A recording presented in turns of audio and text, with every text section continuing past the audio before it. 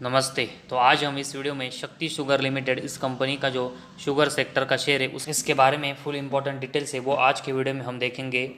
और इस important details में हम कंपनी का जो बिजनेस मॉडल है उसके बारे में इंफॉर्मेशन देखेंगे। साथ ही में company profit and loss statement में प्रॉफिटेबल है या फिर नहीं उसके बारे में इंफॉर्मेशन देखेंगे।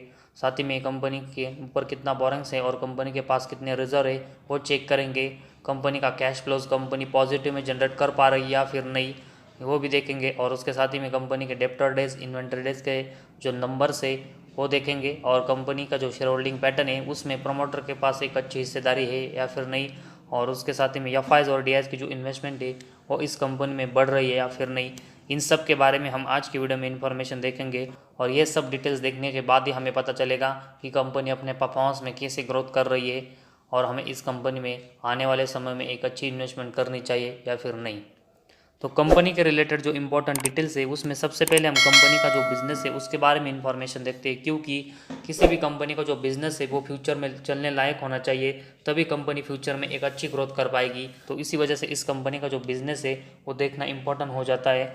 तो शक्ति शुगर लिमिटेड ये company business of manufacturing of sugar, industrial alcohol, power and soya products in segment में काम करती है। लेकिन कंपनी का जो मेनली बिजनेस है वो मैन्युफैक्चरिंग ऑफ शुगर्स का है, जिसकी वजह से इस कंपनी का जो बिजनेस है वो फ्यूचर में अच्छे से चल सकता है। क्योंकि शुगर सेक्टर की कंपनी अगर हम पिछले 1-2 साल से देखेंगे तो ये जो इथेनॉल प्रोडक्शन कर रही है उसकी वजह से इनके जो बिजनेस है उसमें एक अच्छी ग्रोथ है वो पिछले 1-2 साल में आई है। और इसी वजह से शुगर सेक्टर का जो बिजनेस है वो आने वाले दिनों में भी अच्छा ग्रोथ यहाँ पर कर सकता है। लेकिन सिर्फ कंपनी का बिजनेस फ्यूचरिस्टिक होने की वजह से हम किसी भी कंपनी में एक अच्छी इन्वेस्टमेंट नहीं कर सकते। कंपनी को बिजनेस के साथ ही में उनके जो फंडामेंटल और फाइनेंशियल है उसमें भी एक अच्छी ग्रोथ कंसिस्टेंट करनी पड़ेगी, तभी हम किसी कंपनी में यहाँ पर ट्रस्टली इन्वेस्टमेंट कर सकते हैं। और इसकी वजह से कंपनी के फाइनेंशियल के जो नंबर थे उसके बारे में भी हमें इन्फॉर्मेशन देखनी पड़ेगी। और इसके लिए सबसे पहले हम कंपनी का प्रॉफिट एंड लॉस स्टेटमेंट के बारे में इन्फॉर्मेशन देखते हैं। पिछले अगर हम 5 से लेकर 6 साल का कंपनी का परफॉर्मेंस देखेंगे तो इसमें सबसे पहले हम कंपनी का सेल्स देखेंगे तो मार्च 18 में कंपनी का सेल्स 529 करोड़ का था, जो कि इसके अगले साल थोड़ा सा कम होकर 505 करोड़। इसके बाद मार्च 20 में कंपनी के सेल्स में एक अच्छी ग्रोथ हुई और 803 करोड़ का हुआ। इसके अगले साल मतलब मार्च 21 में कंपनी का सेल्स में फिर से ड्रॉप हुआ और ये 633 करोड़ का हुआ। और उसके साथ ही में मार्च 22 में कंपनी का जो सेल्स है वो 788 करोड़ का हुआ और इसमें कंपनी ने मार्च 21 के कंपेरेटिवली एक अच्छी ग्रोथ की। और उसके साथ ही में ट्रेलिंग 12 मंथ्स में कंपनी का जो सेल्स है वो मार्च 22 के कंपेरेटिवली बढ़कर 870 करोड़ का हुआ है। तो पिछले अगर हम 3 साल में देखेंगे तो कंपनी अपना जो सेल्स है वो कंसिस्टेंट बढ़ा रही है। तो कंपनी का जो सेल्स मार्च 18 में 529 करोड़ का था वो अभी ट्रेलिंग 12 मंथ्स में 870 करोड़ का हुआ है। तो ऐसे में 1-2 साल कंपनी का सेल्स अप एंड डाउन जरूर हुआ है, लेकिन कंपनी ने अपनी जो सेल्स की ग्रोथ है वो ओवरऑल पिछले 5 से लेकर 6 साल में अच्छे से मेंटेन की है। तो कंपनी की जो सेल्स की ग्रोथ है वो एक अच्छी हुई है।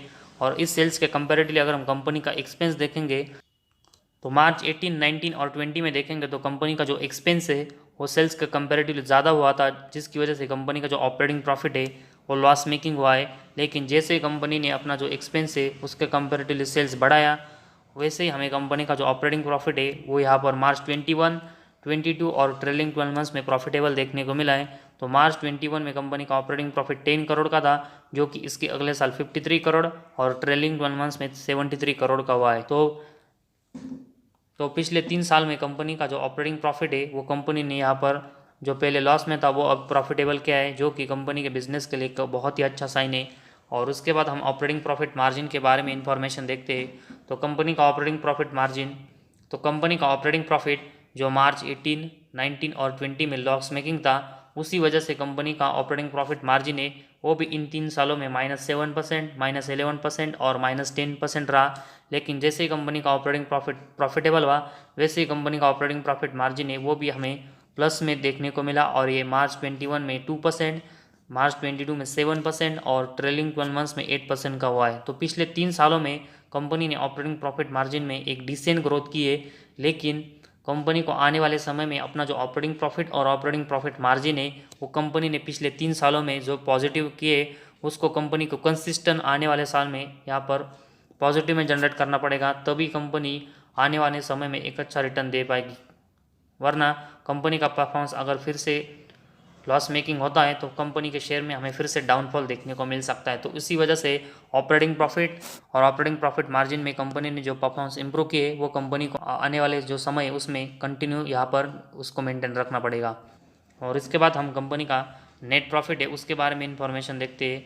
तो कंपनी का नेट प्रॉफिट मार्च 18 में -177 करोड़ का था, जो कि इसके अगले साल है -214, इसके अगले साल -206, इसके बाद मार्च 21 में -116, इसके बाद मार्च 22 में ये -150 और आखिरकार अभी ट्रेलिंग 12 मंथ्स में कंपनी का जो नेट प्रॉफिट है वो +118 करोड़ का रहा है। तो सिर्फ कंपनी यहाँ पर नेट प्रॉफिटेबल है, इसकी वजह से हम इस कंपनी में एटलीस्ट एक छोटी इन्वेस्टमेंट कर सकते हैं, लेकिन 4 से लेकर 5 साल कंपनी अगर अच्छे प्रॉफिटेबल होती है तो ही हम इस कंपनी में ज़्यादा इन्वेस्टमेंट के बारे में सोचेंगे। तो फिलहाल कंपनी का जो नेट प्रॉफिट है वो 1 साल कंपनी ने पॉजिटिव में जनरेट किया है, जो कि इसकी वजह से एक छोटी इन्वेस्टमेंट ही हम इस कंपनी में अभी कर सकते हैं, ना कि ज़्यादा। और उसके साथ ही में कंपनी का ईपीएस भी देखेंगे तो ये भी मार्च 18 से लेकर मार्च 22 तक लॉस मेकिंग था और ये भी ट्रेलिंग 12 मंथ्स में ही 1 साल पॉजिटिव में आए। तो ऐसे में इस कंपनी का जो परफॉर्मेंस अभी हमने प्रॉफिट एंड लॉस स्टेटमेंट में देखा है उसमें कंपनी ने पिछले 3 सालों में सेल्स में एक अच्छी ग्रोथ की है, जिसकी वजह से ऑपरेटिंग प्रॉफिट मार्जिन कंपनी का मार्च 21, मार्च 22 और ट्रेलिंग 12 मंथ्स में पॉजिटिव में कंपनी ने जनरेट किया है।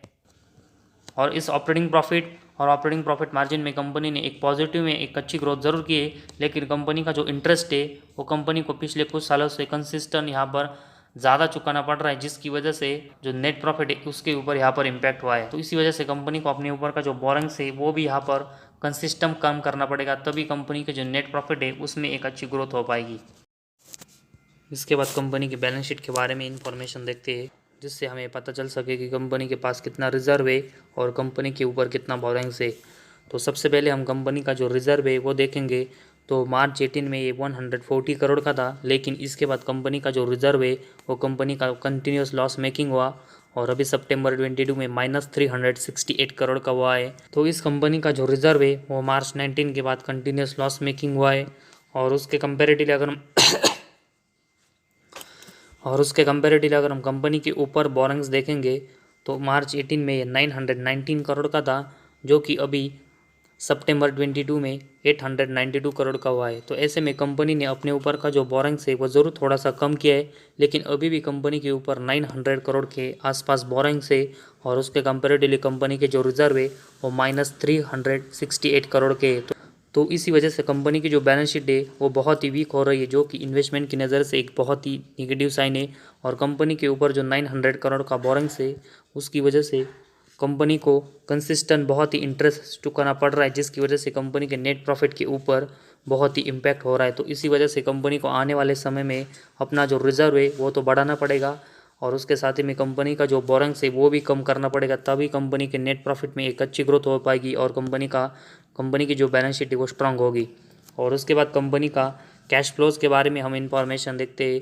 नेट कैश फ्लो मार्च 18 में -2 करोड़ का था, जो कि इसके अगले साल -3 करोड़, मार्च 20 में -4 करोड़, मार्च 21 में -5 करोड़ का था। लेकिन अभी मार्च 22 में कंपनी ने अपना नेट कैश फ्लो है वो +13 करोड़ का यहाँ पर जनरेट किया है, जो कि इस कंपनी ने अपने नेट कैश फ्लो में मार्च 22 में एक अच्छी ग्रोथ की है, जो कि इससे पहले लॉस मेकिंग था। तो कंपनी ने नेट कैश फ्लो में एक अच्छी इंप्रूवमेंट मार्च 22 में की है, जो कि एक अच्छा साइन है।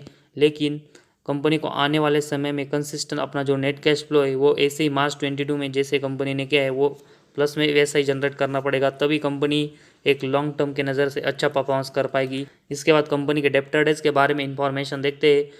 तो इसमें कंपनी के डेब्टर डेज मार्च 18 में 47 थे, जो कि इसके अगले साल है 49, लेकिन मार्च 20, 21 और 22 इन 3 सालों में कंपनी के डेब्टर डेज देखेंगे तो ये 4, 8 और 6 है, जो कि कंपनी ने इसके नंबर से वो पिछले 3 सालों में बहुत ही कम किए।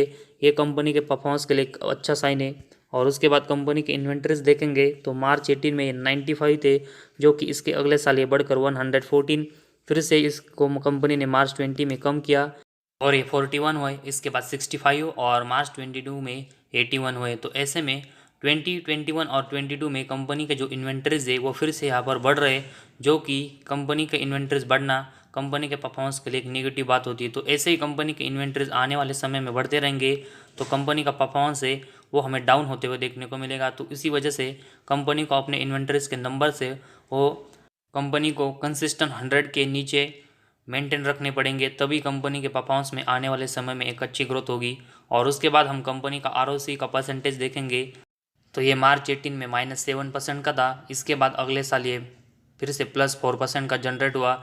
इसके अगले साल फिर से ये -1%, इसके अगले साल -3% और उसके साथ ही में मार्च 22 में ये +3% का देखने को मिला है। तो कंपनी का ROC का परसेंटेज अगर हम देखेंगे तो ये कंसिस्टेंट प्लस और माइनस में जा रहा है। और किसी भी कंपनी का ROC का जो परसेंटेज है वो इतने प्लस और माइनस में जाता है, वो उस कंपनी के परफॉर्मेंस को बहुत ही अनस्टेबल बनाता है, जो कि इसी वजह से कंपनी को अपना जो ROC का परसेंटेज है वो आने वाले समय में बहुत ही अच्छे से ग्रोथ करना पड़ेगा। इसके बाद हम कंपनी का शेयर होल्डिंग पैटर्न देखेंगे तो इसमें सितंबर 22 में प्रमोटर के पास 59.84% की हिस्सेदारी है, FIs के पास 0.04% की हिस्सेदारी है, DIs के पास उतनी 0.04% की हिस्सेदारी है। तो इस कंपनी में अगर हम DIs की हिस्सेदारी देखेंगे तो जून क्वार्टर में 10.56% थी, जो कि अभी 1% से भी इस सितंबर 22 में कम हुई है। वही गवर्नमेंट के पास 0.77 और पब्लिक के पास 39.31% की हिस्सेदारी है।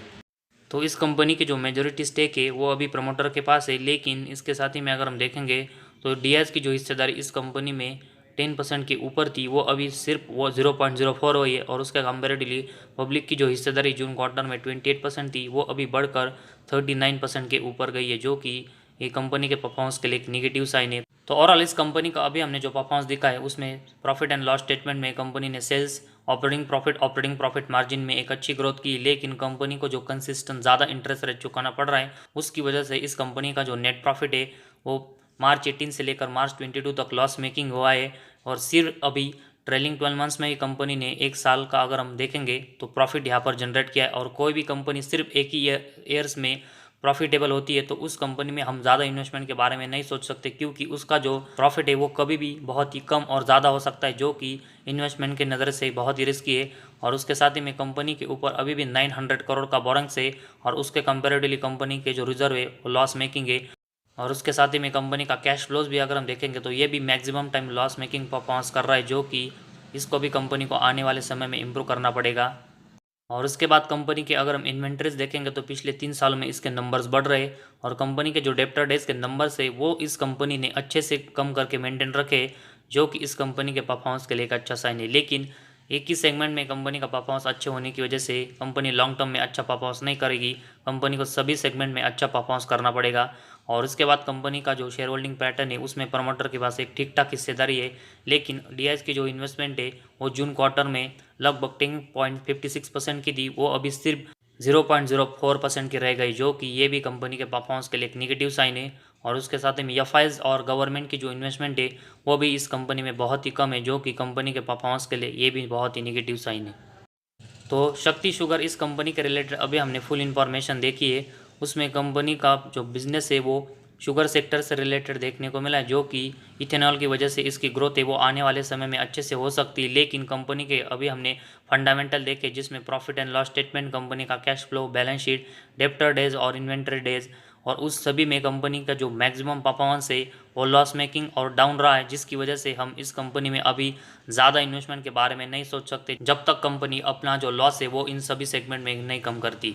तो कंपनी को आने वाले 3 से लेकर 4 साल में सभी सेगमेंट में एक प्रॉफिटेबल और अच्छा परफॉर्मेंस करना पड़ेगा, तभी हम इस कंपनी में एक अच्छी इन्वेस्टमेंट के बारे में सोचेंगे और तभी ये शुगर सेक्टर का शेयर है वो आने वाले दिनों में एक अच्छा रिटर्न हमें देते हुए देखने को मिलेगा। तो फिलहाल जिनको भी इस कंपनी में इन्वेस्टमेंट करनी है, ट्रेलिंग 12 मंथ्स में कंपनी प्रॉफिटेबल है, डेप्टर डेज कंपनी ने कम किए और 60% की प्रमोटर की हिस्सेदारी, इसी वजह से छोटी इन्वेस्टमेंट करनी है, ना कि बड़ी इन्वेस्टमेंट अभी हमें इस कंपनी में करनी है जब तक कंपनी एटलीस्ट 3 से लेकर 4 साल में प्रॉफिटेबल नहीं होती।